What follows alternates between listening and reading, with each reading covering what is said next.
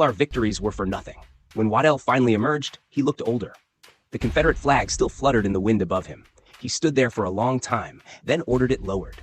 No ceremony, no speeches, just a man watching the symbol of his cause fall into his hands, damp with Arctic rain. In Civil War mysteries, we've seen how the end of war is never clean. It leaves echoes drifting across oceans and generations. And here, aboard the Shenandoah, the last echo was finally fading. Now the Shenandoah faced a new battle, not against Union ships, but against time and justice.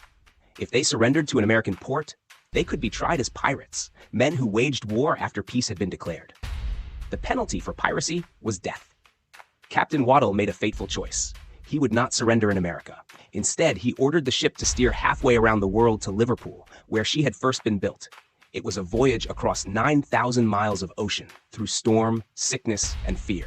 For months, the men kept the ship disguised, repainting her hull and flying a neutral flag. They avoided ports, avoided other ships, sailing through silence and fog. The crew spent their nights in reflection. Some wrote letters they'd never send. Others wondered what home even meant now. Finally, on November 6, 1865, the CSS Shenandoah entered the River Mersey at Liverpool. The war had been over for 7 months. Waddell assembled his crew one last time on deck. The Confederate banner, folded carefully since that day in the Pacific, was raised again briefly, just to be lowered forever.